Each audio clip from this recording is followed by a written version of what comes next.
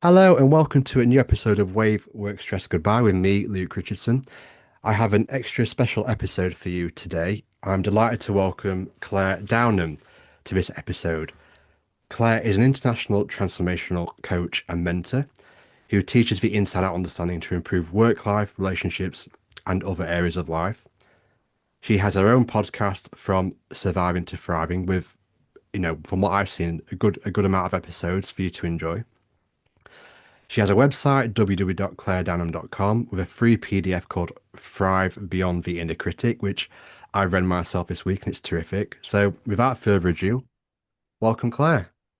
Hi, Luke. It's lovely to be here. Thank you for having me. No, excellent. I'm really delighted you accepted. So, um, as I say, I read your PDF this week, and I read it while I was at I was working in my own job, and hopefully, no one I work with listens to this podcast, knowing that. But I wonder if we could kick off there. In there, I read that you're in the education sector, worked your way up the ladder in there, realized as time was going on that this wasn't quite right for you, and one day you thought, this isn't for me, I'm going to do something else, and you developed this. You developed your own understanding deeper of the inside out understanding. So if you want to kick off from back in those days, that'll be great. Yeah, so I would never say that I chose to walk out of work. Okay. There was a resistance that came from my body no longer being able to carry on at the rate that my mind wanted it to, I would say. I'd in the previous, probably the previous year or so, my life had just got ridiculous. Not only was I at the top of the career ladder and then took a promotion. I'd split from my husband. I'd gone a little bit headlong, shall we say, into online dating. High achiever across the board, including in online dating. And I'd got tireder and tireder and tireder, and there were lots of screaming signs from my body that I needed to stop, including really not sleeping at all, to the point of, if I got 5 hours, that was a good night's sleep. Wow.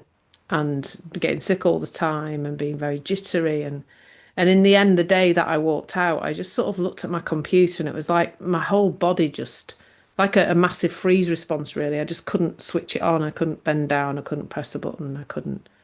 I just couldn't start my day, really. And I kind of left work in tears, and took myself to the doctors. God knows how. I drove somehow to the doctors, and at that point was diagnosed with depression. Even though I later uncovered that I'd actually burnt out on an epic scale. Like I didn't work for a year after that. Um, I just wasn't able to. I kept trying to go back and thinking I should go back, and even just by thinking about work, I would get very, very um, just tired again. Like my body just kept saying, "Nope, Yeah. nope, that's not for you now. You're done here. That's enough." So I never did go back. Um, it was a whole year of sick notes followed by my resignation Wow. from my 20-year career in education, which was a big. At the time, I'm going to say it's a big thing, but at the time it never felt big. It just felt like I can't do anything else. There is no other option available to me now. I don't know what to do about this. Yeah. So I left and never went back. Well, I can relate to that as well because for for people that listen to this, I don't know. I was a project manager, and I was also signed off sick twice. Once in 2022, and then like exactly a year later, about 10, 11 weeks the first time, about 7 or 8 weeks the second. It's not as long as you, but yeah, summer tea. I went back in 2023, 2024 after the second time, and something didn't sit right with me either, and I did the same thing. I resigned, and I was unemployed for about 2 or 3 months till I got another job. But as we go deeper into this podcast, I know that it was all my thinking, but and in that 2 or 3 months, I never felt better. I felt more better unemployed for 2 or 3 months than I did when I had a job, which sounds crackers on paper, but for me, it was the truth. Maybe it was the same Mm. for you as well. Well, no, I mean, I was poorly. Like Yeah. I was physiologically very, very poorly. So I couldn't get out of bed. I didn't get Mm. out of bed often until 2 in the afternoon. So I had something called adrenal burnout and adrenal fatigue, which manifests a lot like chronic fatigue. So I would do a little bit and then I'd just be wiped out again. Yeah, And then that pattern went on for the whole year. like a loop kind of thing. Well, yeah, I think our adrenal glands are supposed to like work in short bursts, and mine had been like up here at top Yeah, level, burning basically for years. I'd been medium level stressed for years and years and years. And then that last year or so, it went to the tip of the top notch. iceberg. And I Yeah. never stopped. At one point, I couldn't sit still. I couldn't watch television. I just couldn't not be busy. I'd become addicted to busyness, I would say. So in the end, I was absolutely exhausted. So unable to do things, but just tired all the time. I burnt out my adrenal system so that I couldn't. And you need cortisol and adrenaline to kind of get out of bed. You need a bit of it, but I couldn't. I didn't even have that. I was in a bad way. So there was a lot of it felt like no decisions were being made. They were kind of made for me Yeah. because my body wouldn't allow things to happen in the way they've been happening before. And what was the tipping point then? Thank you for sharing that, By. What was the moment where the insight came and you developed an understanding to kind of um change things around for yourself? So that took a little while longer, to be honest. So I resigned on the 1st of April 2016. April Fool. I was in fact sat on the bus in Leeds bus station when I got the call from my union representative to say that, I could go and there was an offer on the table and I probably should take that. So that was the end of that. And I, at that point, of course, didn't know anything about what I might do with the rest of my life. 10 days after that decision was made, I got an email from a training company that I'd done some little online courses with in the past, saying that they had a hypnotherapy training program they were running. And I'd had a bit of hypnotherapy in the past. I'd kind of found it helpful. So I decided to go on this course, not really thinking I'm going to start a business, but thinking, well, I don't know what else I'm doing. So this course, I'll go and do this course. And I could manage to do stuff like that for like short bursts of learning and things like that. By the end of the course, it was clear that there was a conversation happening in the room about starting a business. And that seemed to be what I was going to do then.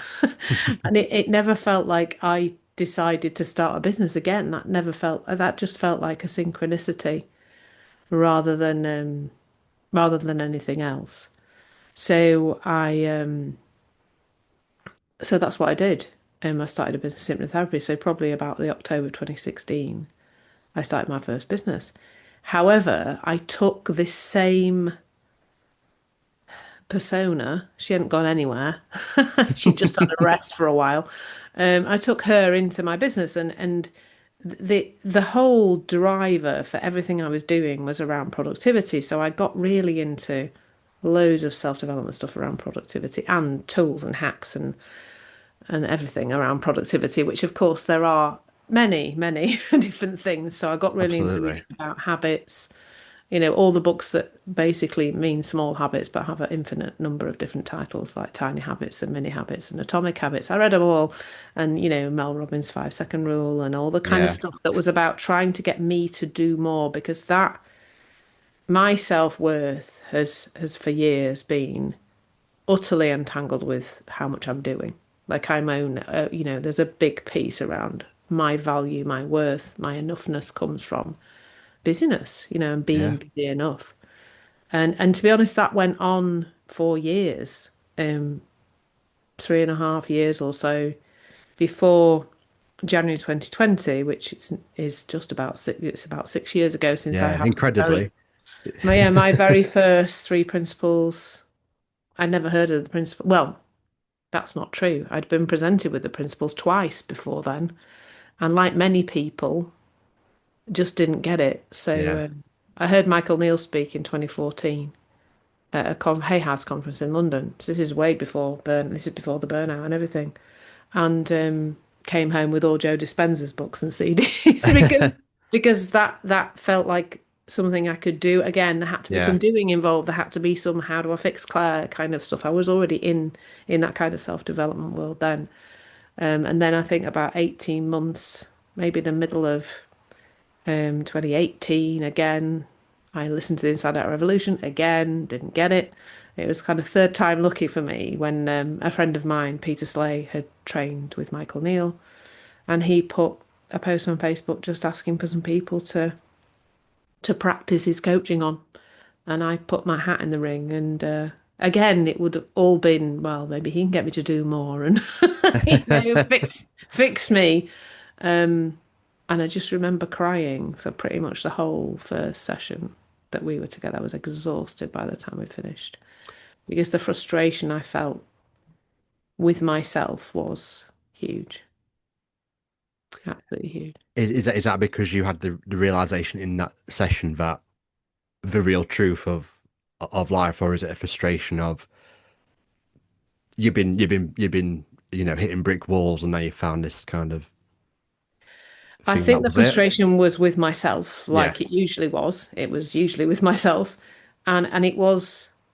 I think most of it was just the sheer I've tried everything, and why don't I? Why am I not the most productive person on the planet? I mean, if you saw how much I did, Luke, back then, you'd go, "You are the most productive person on the planet," because and most people who know me will laugh at me ever saying I don't do enough because I've got 80, as we've were discussing before we pressed record.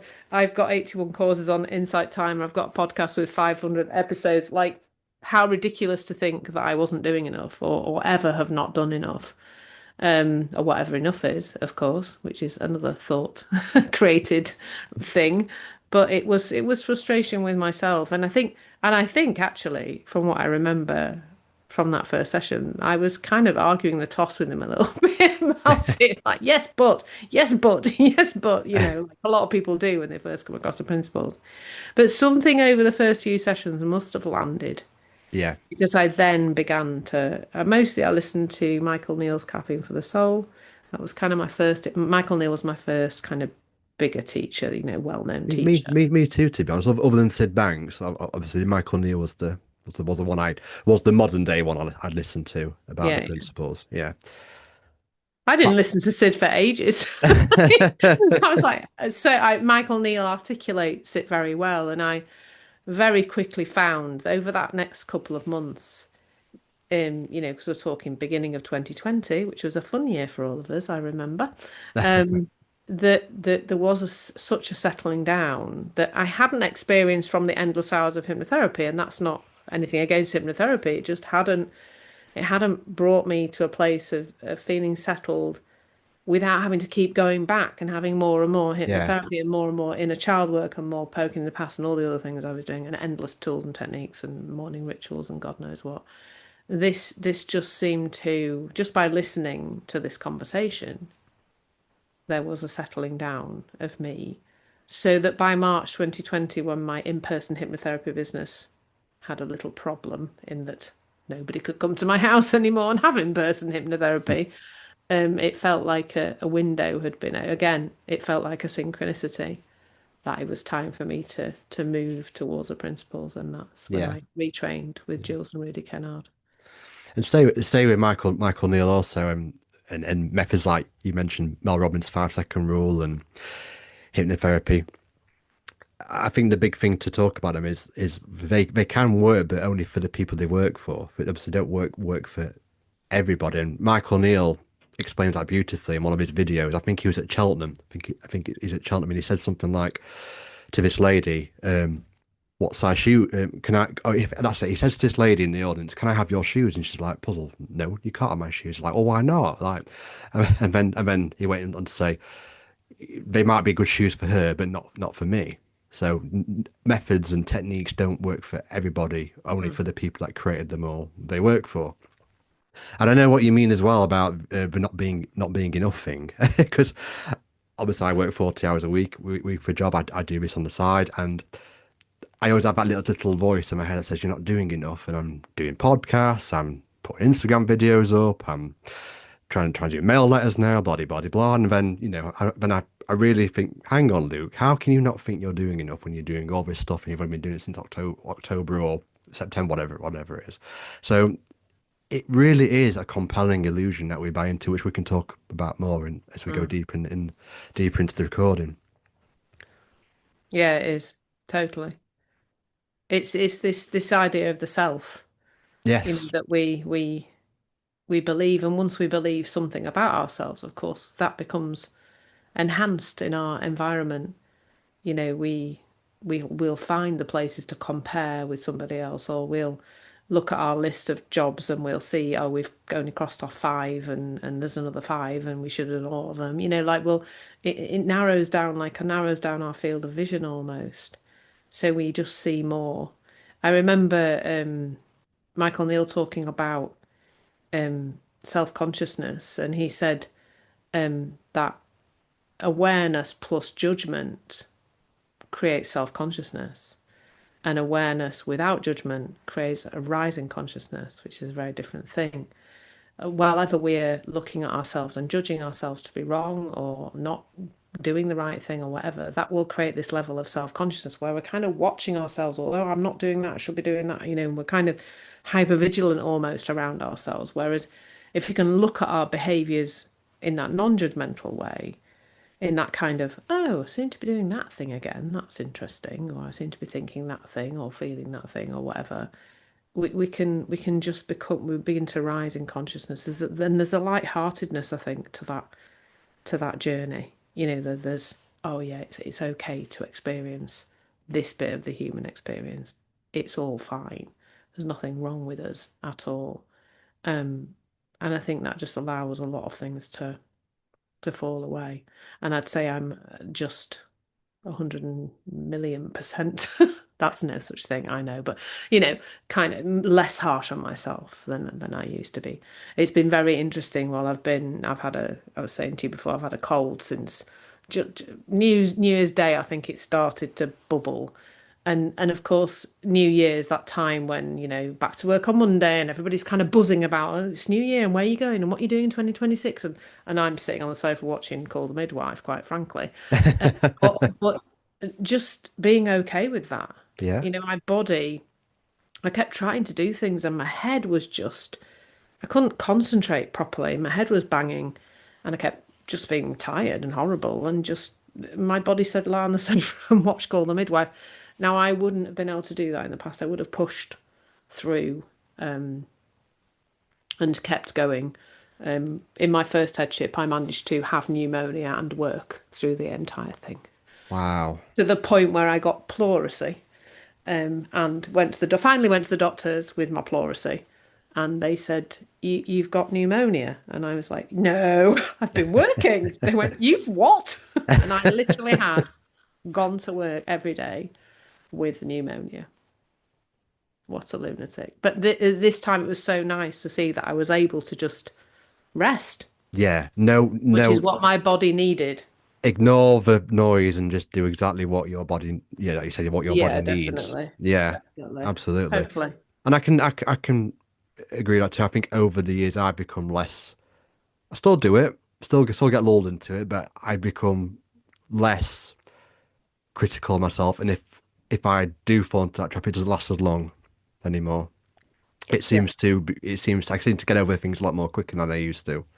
Whereas before, I could easily procrastinate on something for hours, days, even weeks sometimes. It's funny, isn't it? Because it's like I mean, I always say I was brought up in the tree. I was born in 1971. And, I was brought up in the treat 'em mean, keep 'em keen era of parenting. This is nothing against our parents. They were doing the best they could. And it was well intentioned. The idea was you tell your kids they're rubbish enough times, they'll become better. And the whole way we were brought up was with this very critical style of parenting. I've chatted to mum about it, and she's agreed that is what, Yeah, they'd come through the end of the war, my parents, and life was tough and there was rationing, and they were brought up in a tough old world. And they very much had that, you got to get on with it and toughen up kind of thing. And they very much passed that on, or my parents did very much pass that on to me. And that, so we kind of carry that through into adulthood, the idea that to be harsh on ourselves is the way to get ourselves to do things better, because to stay safe, we kind of went for that. Oh, well, I've only got 19. I mean, for me, it was lots around academia when I was younger, the high achieving stuff. And, I've only got 18 out of 20 in the spelling test. And somebody says, well, where's the other two? Well, I'm damn well going to get 20 next time, aren't I? Because I don't want to receive any more of that harshness. We want Yeah. to ingratiate ourselves to our parents so fervently that it's such a big driver. Is anything we've learned to stay in good stead with parents is a they can be the toughest nuts to crack. Yeah, I'm so similar because back in the when I was a teenager in the 2000s, I'd come down for tea, dinner, whatever in the evening, and mum and dad would be talking about days at work, and I'd be eating a meal, and one would be talking about their day at work, and the one would be talking about their day at work, and I'd seen them having this conversation about how terrible work is and what they had to do and what this person said, what that person said, and I definitely feel like I took that on into my working career as well. Whereas everything had to be a certain way, everything had to be this way, so on and so on and so on. And like you say, we do innocently catch on to these habits, don't we? And take them into our own adult lives as well. Definitely, we do. Yeah. Interestingly, on work, I've been in Jack Pransky's mentoring group a minute at the moment, and we've been reading one of his books as part of the.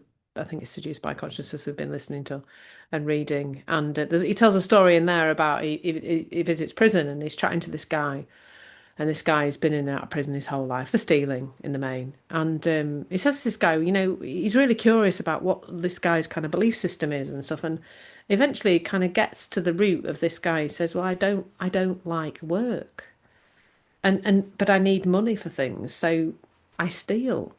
And that one little belief there that he's probably picked up from, maybe being around parents who didn't work, or Yeah. maybe when I was a teacher, I worked in a lot of, deprived areas of deprivation and stuff. And I'd have children who, were, bless them, probably cruising towards being third generation of people who haven't worked. So grandparents are at home, sat watching telly, parents are at home, sat watching telly. The child grows up in an environment where work clearly isn't a fun thing because nobody here does it. So then they learn, I don't like work. And then what Yeah. do you do? Because you need money and and it's really funny because I'm in a project at the moment. I'm writing to someone in prison through a buddy scheme. Jacqueline Hollows has organised, and it's lovely. It's such a lovely experience. But I just looked up the statistics around men and women in prison, and 96% of people in prison are men Wow. in this country. And it makes you wonder, is that because a lot of crime is committed to breadwin? And so Yeah. That makes sense. Yeah. the driver for a man to commit a crime is greater because they're the one who has got this innate sense of, Yeah. I've got to bring in the bacon in some way, and I've got to find a way to do that. And if I don't have a legal way to do that, I do it illegally or whatever. It's just so interesting how, but again, just a one little belief. I don't It, like work. it is interesting. Like you say, the man in the book says, I don't like work, but I need money. It might sound unethical to other people, but it makes sense to that person. And it's, Totally. when you understand that deeply, Hmm. life changes because everyone's got their own beliefs, whether it's right or wrong, or they have to go to prison and whatnot, blah blah blah. But it makes sense to them.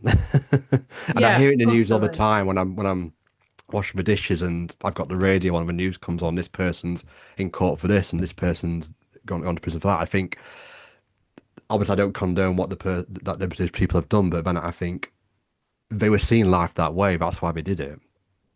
Totally and utterly. Yeah, Yeah. yeah, And that's true for all of us. It's true for everybody who we all judge. It's yeah, impossible. The idea that we can stop judging as humans is ridiculous. I think we're born to judge. yeah. It's part of what's kept us safe over the years, judging others.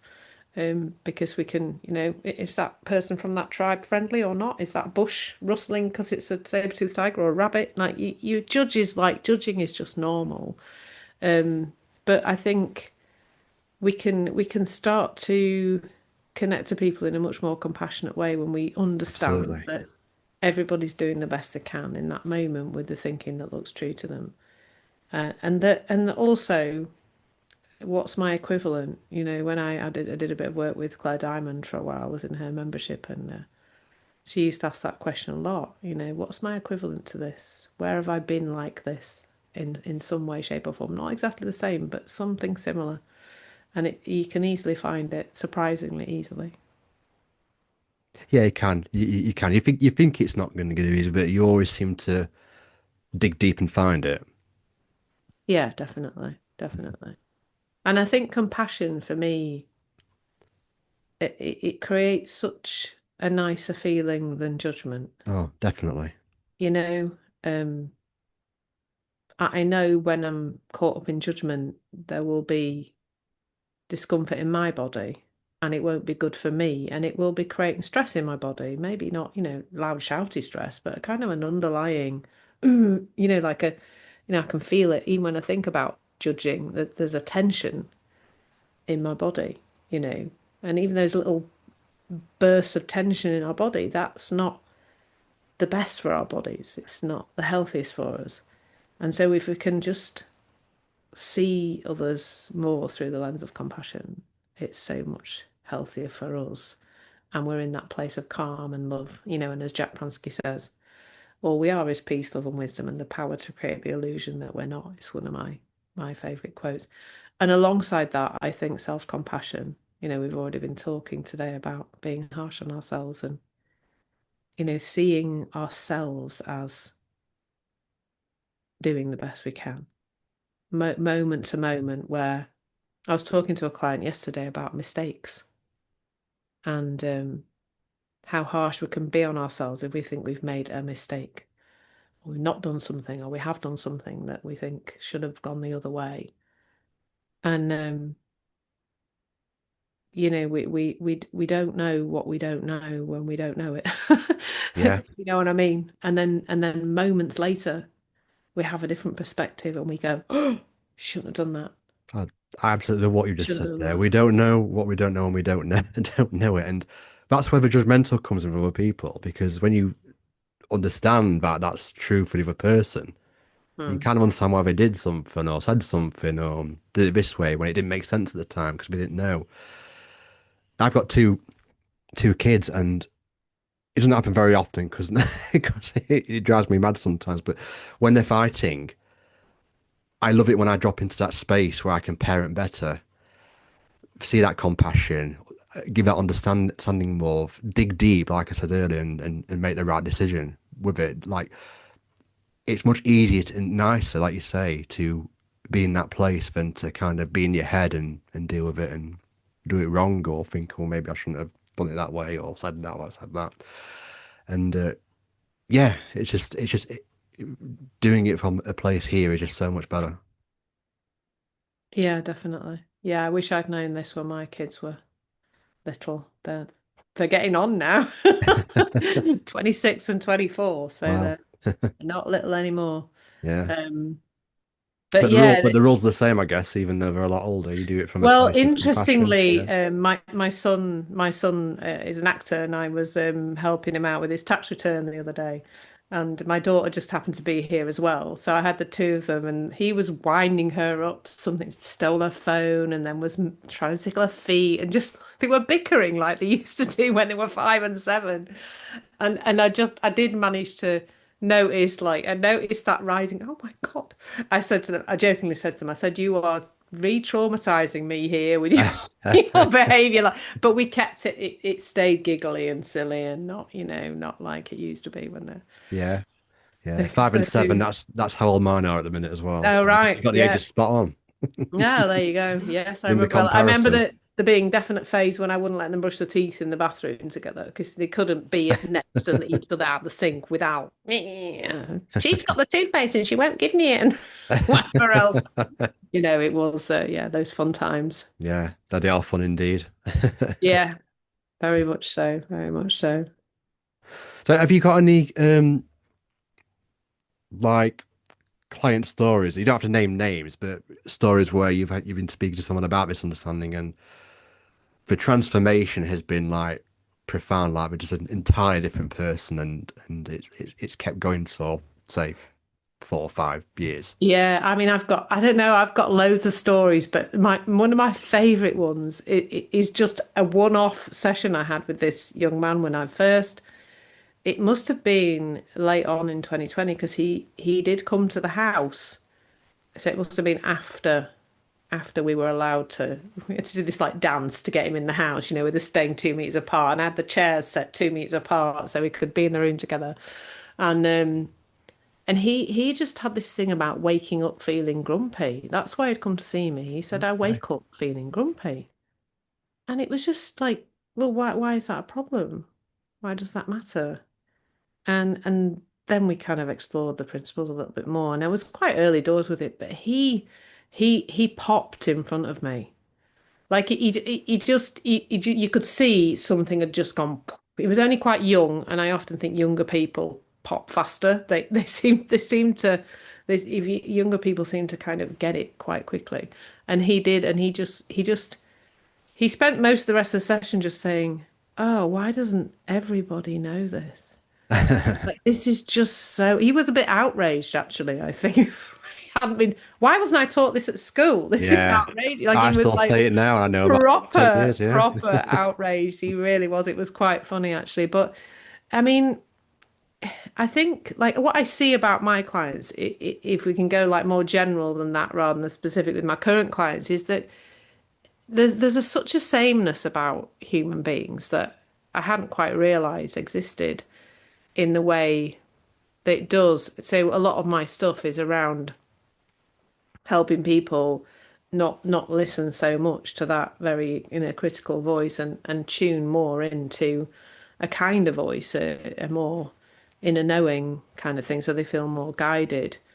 And I'd worked a lot with mostly middle-aged people, to be fair, for quite a while, and then I suddenly got this little surge of younger clients, like in their 20s, early 30s. And what was very interesting is that they were all still coming with that critical voice. I kind of thought it was a product of an older style of parenting, I guess, than perhaps what's happening now. But it's been very interesting how much listening to that horrible voice about ourselves just stops people in so many aspects of life, whether they're it's from business owners to people who are high up in bigger businesses and individuals who come to me for all sorts of different things. But that seems to be a key feature of people not feeling and not doing what they really want to do with their lives, not behaving in ways they really want to behave, is because they have a beautiful idea and then a big noisy, horrible, harsh voice says that's not good enough or you're not doing enough or whatever. Or you Yeah, I can't think do, or you can't do that. That's another one. yeah, yeah, Yeah. yeah. Yeah. Or I often find with inner critic, it's that it's like it was that harsh with high achievers, you see, it's that harshness of that always being like the vicious taskmaster with a big whip, kind of just continually driving people forward, and getting them to do more and more and more to the point of exhaustion, you know.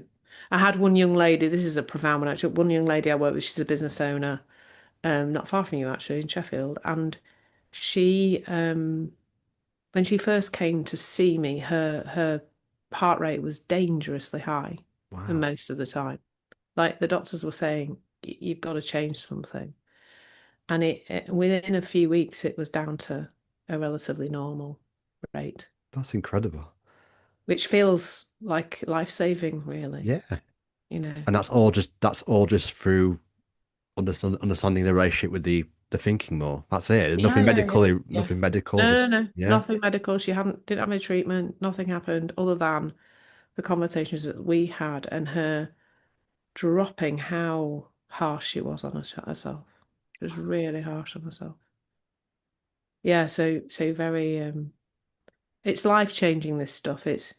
I mean, I think that there's still more to be seen around the mind body connection through this conversation. So I don't know if you know, but I've just taken over supporting Sheila Massand in the running of Viva, which is a an event in Spain. a Three Principles event in Spain, which happens in November each year. And while I was there this year, just after the event had finished, I'd been caught up in a particular issue in my life for quite a few years to do with my fiance's ex and her quite special messages, shall we say, and being involved in the trying to control and trying to make it right and da da da. And while we were away, Bruce received 6 messages from her, and he said to me, "I've had 6 messages." Normally, I'd be like, "Right, I need to read them. I need to sort them. I need to get involved." Yeah. But I'd fallen into such a beautiful feeling because I'd been immersed in Three Principles conversation for 3 days. And I was so, it was like I was attached to my well-being in a different way, like not in a grasping way, but in a, I feel really, I am not going to read those messages because I know that if I do, I'll get stirred up, I'll be You'll churning it you'll get back in over, your head. I'll Yeah. get back in my head. Yeah. So I just said to him, I don't want to read them. And he looked at me like I'd got two heads and a personality transplant because that had not been me. Are you sure you don't want to read them? No, I don't want to read them. And later that day we went for a walk and I said, I just stopped suddenly. I just went, I still don't want to read those messages. What's wrong with me? It's so strange. And the weirdest thing, the best thing about it was I'd had this really weird little patch of eczema on my foot. I don't have eczema anywhere else on my body. This patch of eczema on my foot that literally healed overnight. As soon Wow. as I dropped that package of rubbish, it just healed Healed. overnight. And I just think that, and I know there's so many other stories like that. Um, we're exploring it in a couple of weeks in V. We do like breakout sessions in Viva, and we've got Hannah Studley, you may know, and Yes. yeah, Is it spelled painless. Chana? Yes, that's Yes, right. I Yeah, know who she that does a is. lot of Yeah. work around Yeah. pain and physical Yeah. health, and her and Ellen Freeman are going to do a breakout session for I've Viva. listened to a few of her podcasts in the car on the way to work before. She Yeah, yeah. specializes in more the body in terms of pain, doesn't she? I Yeah, yeah, remember. physical Yeah. health, Yeah. yeah, hormones, all sorts of Yeah. things. She's her most recent book I think is called Beyond Diagnosis. Excellent. Yeah, and her and Ellen Freeman are going to do like a Viva breakout session, which is where you get a taste of what's it like to be at Viva, kind of online Zoom version. And again, it's going to be about the mind body connection because I think that I'm seeing so much more about that now that when the body is settled and calm, physical health can also like thrive more than when we are caught up in our thinking. Same with like you said about you having a cough and cold at the start of the year. That's exactly what you did. You kind of just rested into that space and then let the body, let the intelligence of life take care of it for you. And that's the same with our thinking, but we're so used to sorting things out. We think that's the same as what we need to do in our head. We need to sort it out all the time. Just leave it alone. It would just settle. Just like the eczema does and just like the colds do. Yeah, I'm laughing because that is just like so the opposite of how I used to be. Like Same, I'm same. recovering control freak is probably not too harsh a title for me. That I just thought everything was my job to sort out, and it's been very interesting the last few months I've begun working with a coach myself on quite a on a regular basis, and it's mostly been around slowing down, really slowing down and doing an awful lot less. And my business has grown so much over the last couple of months. It's actually making me laugh because it's just ridiculous. I was doing, again, I'd fallen back into the trap a little bit of doing and getting into a content rhythm and putting content all over the shop and doing a lot and it was just not, the energy of it was just not right. And then there's been this settling down and this slowing down and then all these clients and opportunities like you suddenly reaching out to me and saying, "Do you want to run my Yeah. podcast?" It's like it's just been very interesting to see that. Just shows, doesn't it? We think we need to do, and the opposite just doesn't feels illogical yet. Taking a step back, arguably reaps more rewards. It's It's Yeah, incredible. and I think for me, it's not so much what we're doing or not doing. It's the feeling. Yeah, Like I probably will, once I'm over this cold, I'll probably get busier again and I'll do more and post more and share more and probably make some more calls for Insight Timer and whatnot. But it before it felt just very rushed and a bit desperate and a bit kind of yeah, push, push, push. I've got to try and push my business out there and now I don't know, there just feels to be something very energetically different. And I think particularly, I work with quite a lot with business owners and the energy that we're putting things out there from um has like a resonance to it. And if we're putting things out from that kind of desperation, I'm everywhere, I've got to be on every platform, and therefore, I'll create a business or whatever, like that's not as helpful as taking a breath and yeah, just I think following the intuitive nudges. Because what I think happens when we follow those, I feel like I would have never used the word God before, but we follow those messages from God, the universe, whatever you want to call it. Like the support keeps coming in. Dominic Scafidi says the universe knows what you want before you do. that's so And true. and so by following even those little nudges, just post that or just put that out there, and that's probably how this podcast came about. Yeah, That as you follow that, it's like the cooperative components kind of come into play. The things that you need appear. They everything aligns. absolutely. I started this podcast in August. I was on holiday in Gibraltar in the July with my family, and I was just thinking when I was there, I have no idea how to do a podcast. And I was thinking about doing a podcast, and I kind of like let the intelligence come to me, and then all of a sudden, one step here, one step there, one step here, one step there, boom, I've got a podcast. Mm. Like you said, the universe, as if the universe gave it to me before I knew about it. But yeah, That's 6 months brilliant. ago, I had no idea how to do a podcast. Like, no clue Well, whatsoever. my podcast came about such a bizarre way. I'd been, there's a message out there. If you're a coach, you should have a podcast. And that had been bubbling around in the back of my head. But then I was working with a client and I said to her, can you watch some of my videos? So at that point, everything that's now on my podcast were videos. So I'd done them live on LinkedIn, Facebook, YouTube. So they were all out there. And I said, can you listen to some of these videos? Watch some of these videos, in between sessions, they'll be really helpful. So next session, she came to me and she said, and this just shows how the universe is just dropping these little nuggets. She said, I'm watching your videos while I'm driving.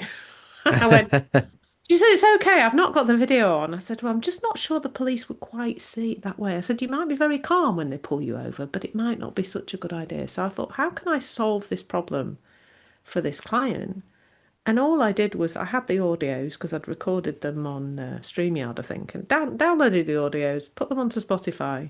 Yeah. And then I'd finished the process. I kind of went, oh, I've got a podcast. How did that happen? It was like it was the most like it was not Wow. me, I'm going to make a podcast today. It was like, oh, I've got this problem to solve. Again, this is where the intellect is so helpful. This is what our intellect is for. Here's a real life problem. I do not want my client to get arrested for watching my videos on YouTube while she's driving. What's the solution? And the solution became the podcast that I didn't know I needed or wanted. It's like, yeah, it's watching out for those things and noticing them and noting them. Like I Yeah. I have a little cute little diary thing on my phone. It looks like a kid's diary app, but every day I'll just write something down where, I followed that wisdom and this kind of fell into place or something magical. Even things like I always say that I've got a very strong weather spiritual team. I'm very good at manifesting good weather. So my fiance and I'll go for a walk and we'll get in the car and then the heavens will open and we'll have just missed it. And I write little things like that down, like, oh, look how the rain started. It happened yesterday. I went for a walk yesterday and just as I'm walking back to the car, started to spit, and I was like, oh, look at that. It gave me this little window when it wasn't Yeah, raining, and then I got in the car and it started. So I love it when that happens. yeah, yeah, One of yeah. the best feelings. There's magic everywhere, and we just There is. need to notice it, I think. Yeah, yeah. So obviously this isn't like the guy you mentioned, one of your clients, like, why is this not taught in schools? Are you hopeful that this will one day be taught in schools, or what's your take on that? Yeah, well, it is being taught in schools in various places. Some Oh, amazing great. people doing work in schools. There's quite a few different programs now that exist created by with three principles underpinning them. Um, whether it will ever, I don't know. I think what will more happen is that this will just become the principles of psychology, and people will, everything will be underpinned by it. So Yeah, whether it's teacher training or whatever, but how long that will take, I don't know. I like many people who, when you come across the principles, you're like, everyone needs to know this right now. What can I do about that? And I have. I mean, I've done as you know, I've done a lot.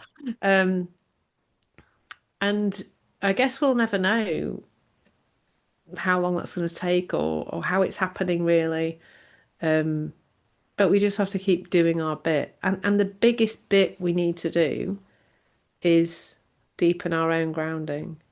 Because what I see is that as I settle down more, the world doesn't seem to be as awful as we might believe, We can I can see more and more the well-being in other people, the mental health in other people.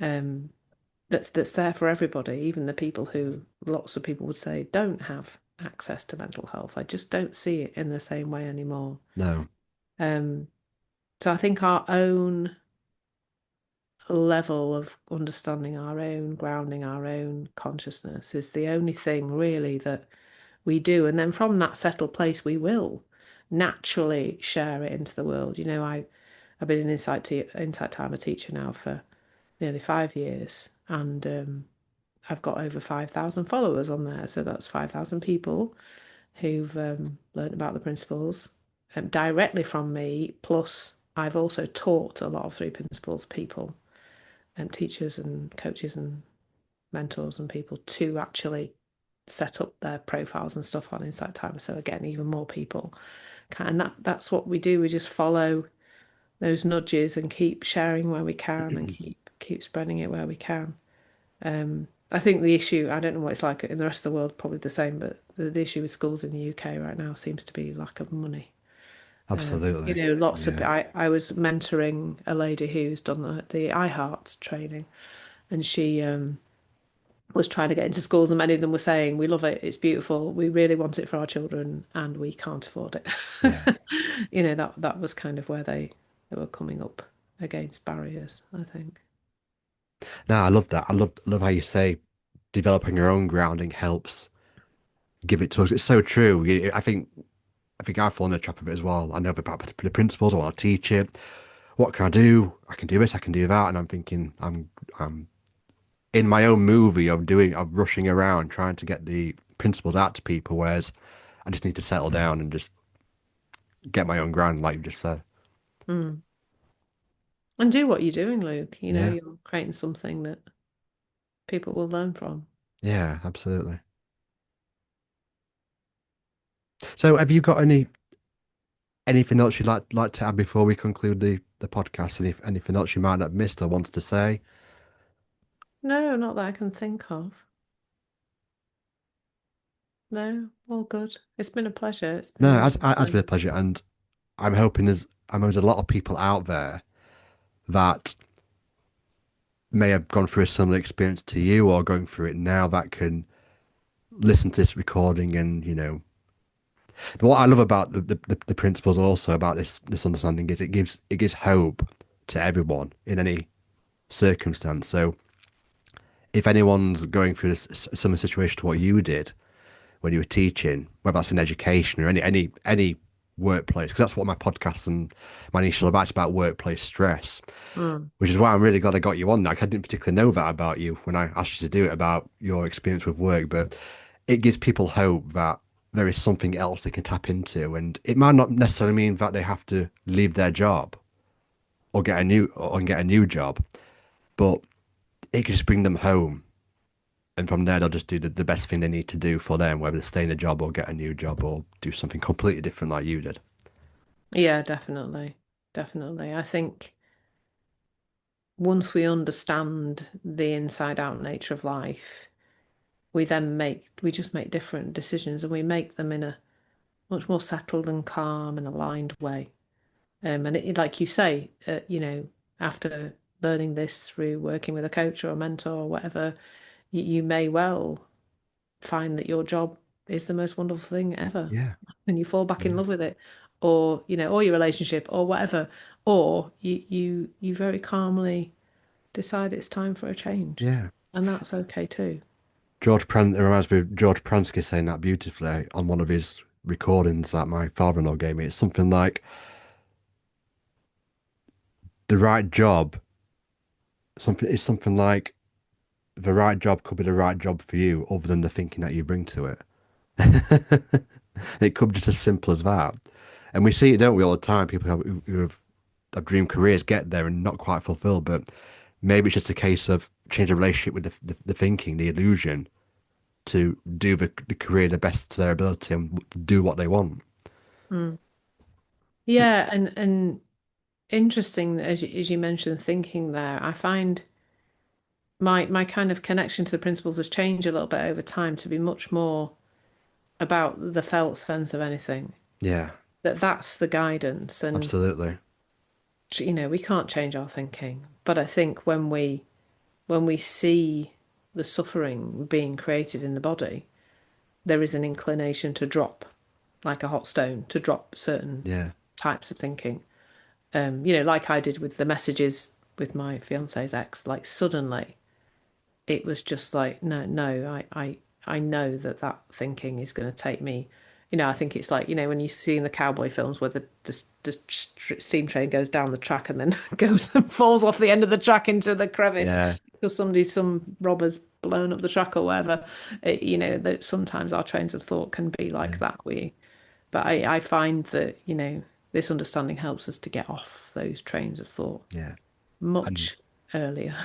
and the messages, I guess, it didn't make sense to bang your head against the wall. No, no, no, Yeah, no, no, definitely. Yeah, there's lots of lovely metaphors about that, there that is. Yeah, that when we know where suffering is coming from, that it will not make sense to carry on down that path of suffering. And it's just that most of the time, until we come across an understanding like this, we perhaps don't understand that our suffering is coming from inside.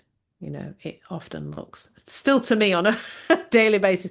You get my other half on here, Luke, and he'll tell you all about how the how the world works in this house. He's still. I often we joke. He understands the principles as well. He's quite grounded in it. But we will joke. I will joke and say, no, you're still the thing that only works outside in, mate. When he's not loading the dishwasher right or whatever. So we can have a little joke about that. But when we see that that's not true, um, we have a much nicer experience of life, and we can make decisions then and go in directions that are much clearer.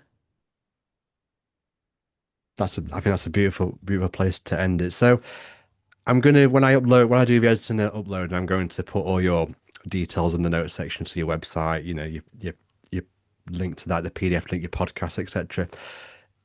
Do you want to take this opportunity to say what you have coming up in 2026 to anyone who might be interested in in knowing about you more this year?